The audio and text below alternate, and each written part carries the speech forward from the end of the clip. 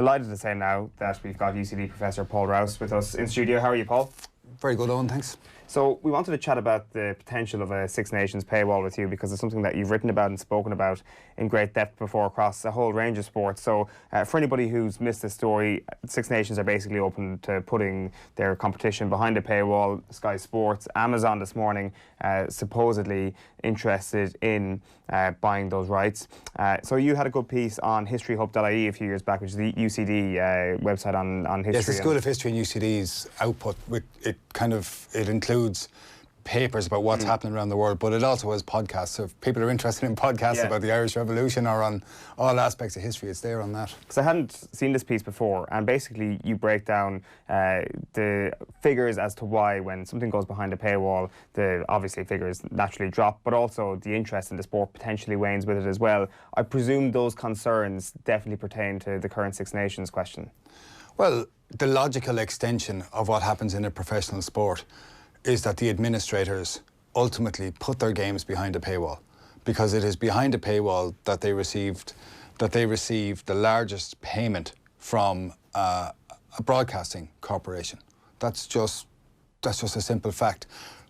Pay TV companies crave exclusivity, and exclusivity costs money.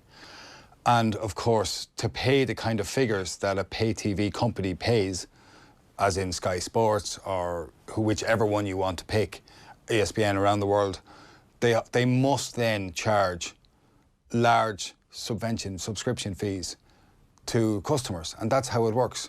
The customer essentially pays the TV company, who then pays the sporting organisation. It's the logical extension of professional sports. Why does this matter for people, for the sport, and for, I guess, the interest in rugby? If you take this in isolation of the Six Nations, first of all. I think most people around Ireland who are interested in rugby, if they're not from a rugby household, their access to the sport comes from watching Ireland in the Six Nations. Certainly anybody who's my generation, but even cascading back down through the generations, the first time they see a rugby match is often, or their first memory of rugby is often Ireland playing on things. And this can spark an interest in people who would not ordinarily be interested in the game. And it is basically an entry point into a sport. It is always the case, or almost always the case, that providing they have money, people who are die-hard supporters of a sport or who are interested in a sport will find it on a pay TV channel. What being on free-to-air gives you access to is a huge hinterland of casual interest. And the numbers of this are absolutely clear, and they are repeated on sport after sport. You look what has happened to snooker.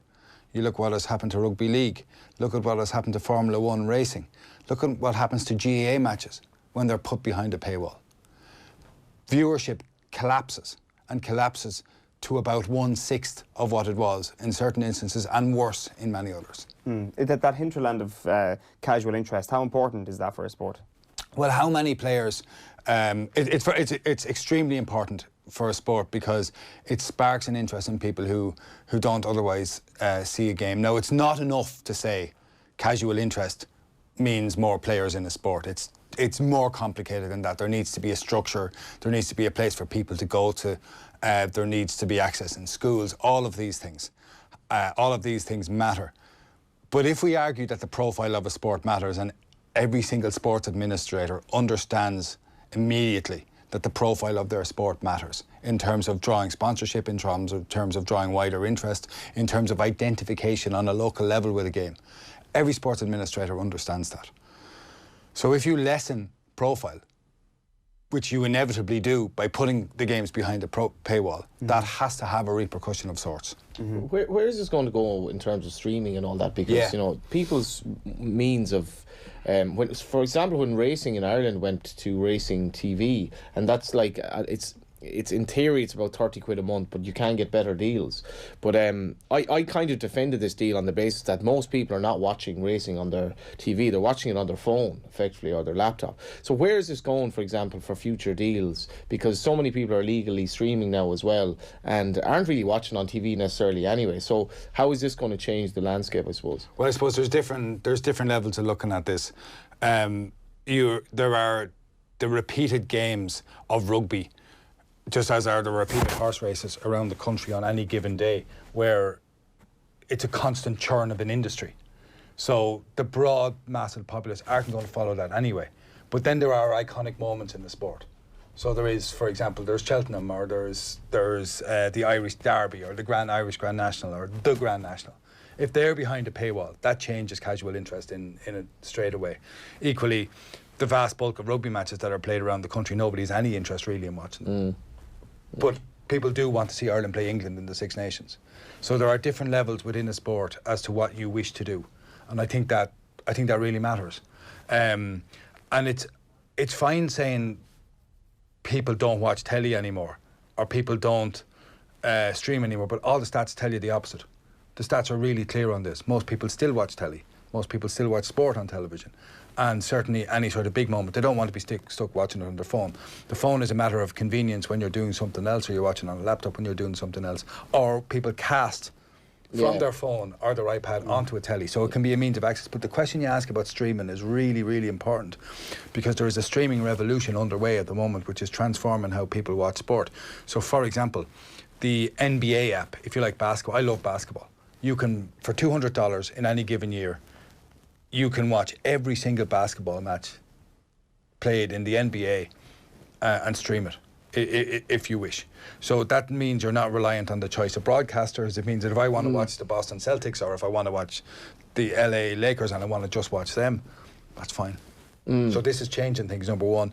Number two is changing things because if you look at rugby administrators, or sports administrators, I think they have TV market in kind of a sweet spot at the moment, because you do have the terrestrial TV companies who really want it, but are in an awful lot of bother financially. You have the big subscription TV companies sports companies who are now having to pay huge sums of money to hold on to rights which they are trying to protect from Amazon or from whichever streaming company now wants them. So it's a real dogfight now for access. And ultimately, there are then the sports organisations who are trying to maintain this means of production for themselves so that they can sell it. So the NBA do it, the NFL do it, and baseball in America do it. They all have their apps and they sell these sports around the world. Funny enough, that's what I kind of envisage as being the future, in that like the NBA will basically, you'll pay the NBA to watch it, or you'll pay the clubs, and it'll be all kind of like subscription based online services, and that'll be streamed onto the TV effectively. But I don't think that's that far away. Can we talk about like the specific case of rugby here, actually, just because like you've written in this piece that I mentioned there about Heineken Cup viewing figures. Obviously, they go off a cliff when it goes to Sky Sports. The interest, I would say, waned significantly amongst the casual fan once the Heineken Cup went behind. Well, we know as a fact it did. It did, yeah. We know from the stats. I mean, there's a really clear study. The first year it went from RTE to Sky Sports.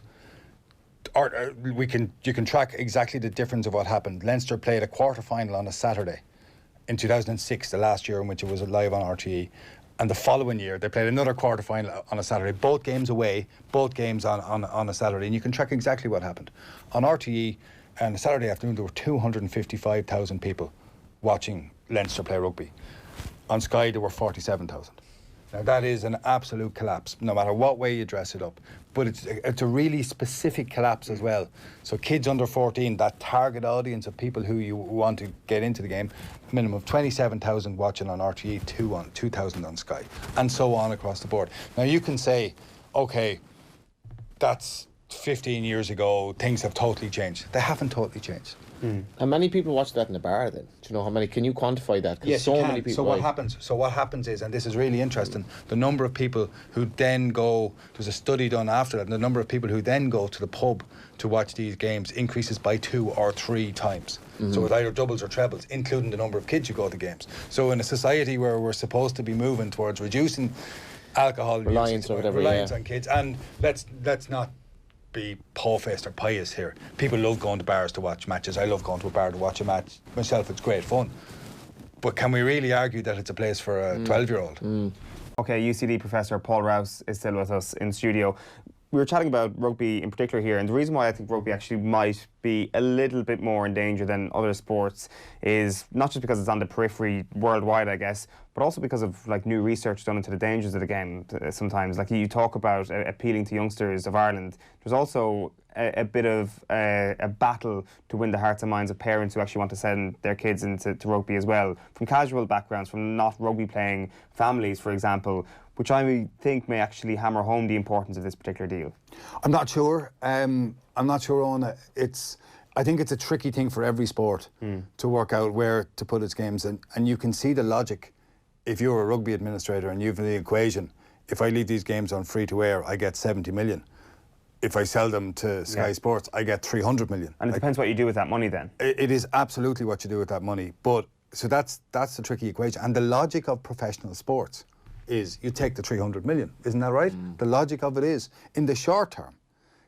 But how you use the money then is really important for the longer term. What you intend to do with it really matters for the longer term. For professional sports, which doesn't make claims about community development and all of these things, that is the logic. We need to pay our players, we need to develop our stadium, we need to improve our product. That is essentially the thing. But they're not the only people who are stakeholders in this game. Society has a stake in what happens to a sport. The government has a stake in what happens to a sport. There's an EU directive from 1997 which led the Irish government in 2003 to put in place a list of sporting events which must appear live on free-to-air telly. So there are things like the All-Ireland football and hurling finals. There's the Rugby World Cup, Ireland's matches in the Rugby World Cup. There is all matches in the Soccer World Cup and all Ireland's qualifying matches in the Soccer World Cup. And the Nations Cup in the show jumping in the RDS, the Irish Grand National and the Irish Derby. So that's basically... The Summer Olympics as well. And the Summer Olympics, sorry, the Summer Olympics, yeah. So they're the games that are on an A list, which means they must be there. On the B list is one event, and that is the Rugby Six Nations Championship. And the reason why it's on the B list is a magnificent lobbying job done by the rugby authorities, who's basically said, no, we need to not put these games on that list because we need to keep the sports broadcasters honest in what they're bidding and drive up the fees. So explain that then. So this is around 2010, Eamon Ryan is Minister for Communications. This is before 2010. This is 2003. Okay. So in 2010, Eamon Ryan, who was Minister for Communications, leader of the Green Party, came in with this proposal in 2010, 7 years after the list was created, and said this list is absurd. The idea that a Six Nations rugby match is not as important as a soccer qualifier where Ireland play Azerbaijan or something like that is a nonsense. It is a major sporting event and it should be on the list. Equally, the GAA All-Ireland semi-finals and quarter-finals and provincial finals should all be on this list. Now, in response to this, and the Cheltenham Festival. So in response to this list, the GAA and especially the IRFU launched a huge lobbying campaign. The GAA said, no need for us to go on this list, so we'd never sell our games to Sky anyway. Well, that went well. So they managed to stay off the list. And the Irish Rugby Football Union basically joined, by the way, it should be said, by the rugby correspondents on Ireland's national newspapers, etc., just drove this campaign where they basically pilloried the idea. And why were journalists complicit, or why were they, at least, if not complicit, why were they singing from the same hymn sheet? Because they bought the line that we need this. Like, I mean, rugby journalists, I mean, they're an extraordinary bunch. It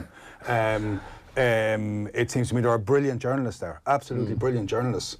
But they sing from the party line, or?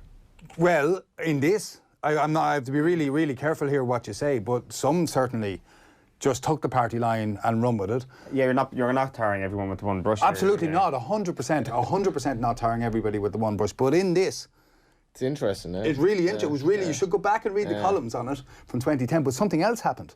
Simon Coveney, who was then in opposition for Fine Gael, he had argued vehemently against or he condemned the government, the Fianna Fáil PD government of 2003 for not creating a list, because in 2002, what happened is, after 2002 in Saipan, the Football Association of Ireland had sold their games to Sky Sports. So there was a huge public outcry, and Coveney was one of those people who said it was absolutely wrong, and the government was wrong not to put these games on a list, and therefore they were sold. Fast forward to 2010, Coveney said, this is ridiculous. How can you do this to the IRFU? If you put them in penury, you're totally wrong. So there's a whole show going home. There's rugby journalists, there's politicians, and the sporting body itself. Sporting body itself. And they basically ran this whole thing into the sand. And then the government fell, of course, undone by a crisis of epic proportions, which made a dispute over Sky Sports look... Quite small, to be fair. Thank God for the recession. By the way, I don't argue that those rugby journalists didn't believe what they were saying. I don't argue that at all. They may have absolutely 100% believe what saying, but I really question whether they thought through their positions on it. And I really question what they will write when these games are sold, if they are sold to Sky Sports. Now, the vindication for their position is very simple.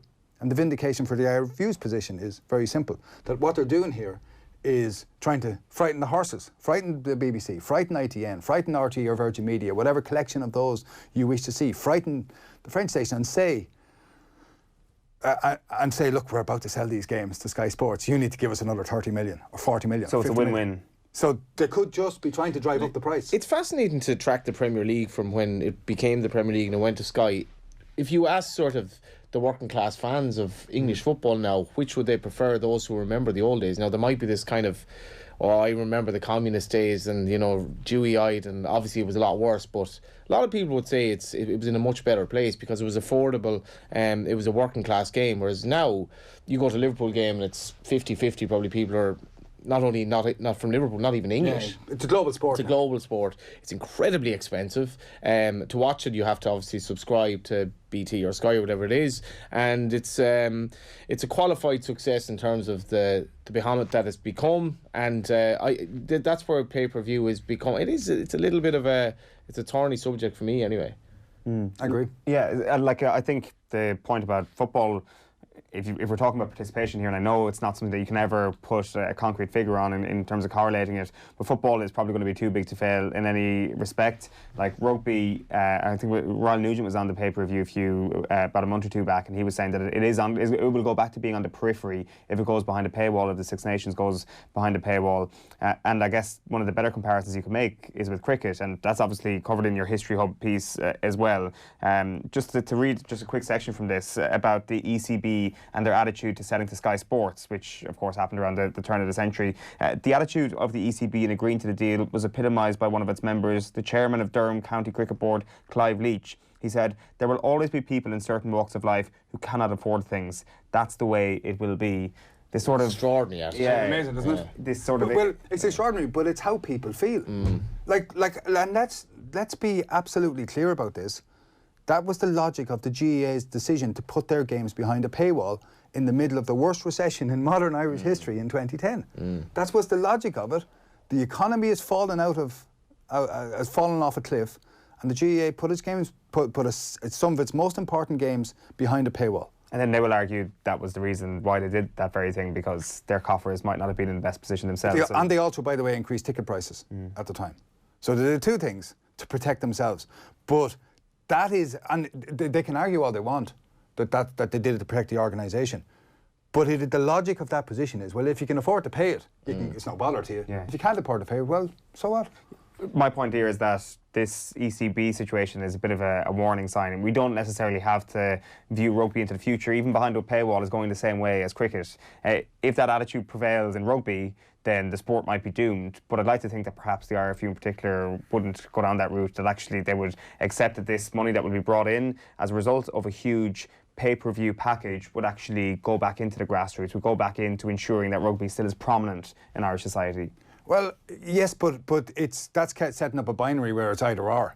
Like, what you do with your money is your decision. It is true, but you must plan both short-term and long-term. You plan too much of a long-term in sport, the short-term ends up being a disaster and you can't compete. That's fascinating. You will have seen from, I know you say you don't go to Congress, you will have seen the weekend there were figures in relation to the county board spend versus the spend on the grassroots, and it's actually shocking. Like, and it's a keeping up with the Joneses, whereas, so if Offaly are doing it, Laois have to do it or whatever, but basically throwing money at the elite, whatever it is, 0.1% at the behest of... Well, the Laois lads always follow us, so that's kind of normal. There's no in everything. That's but do you know what I mean? Like, it's so... They're living in the shadow of a superior civilization. They are. Some of whom I met at the weekend, Tom Malone in particular, at a Ballinasloe Free night. But like, you can't just trust that the money will be spent properly. And if you're going into the elitist kind of area, then I think you're going down a dodgy road. I agree with that, and the race to the idea, this is what happens in an industry. People find new ways in every industry to make money, and you make yourself relevant. Making money in an industry, you do that by making yourself relevant within that industry, and you wrap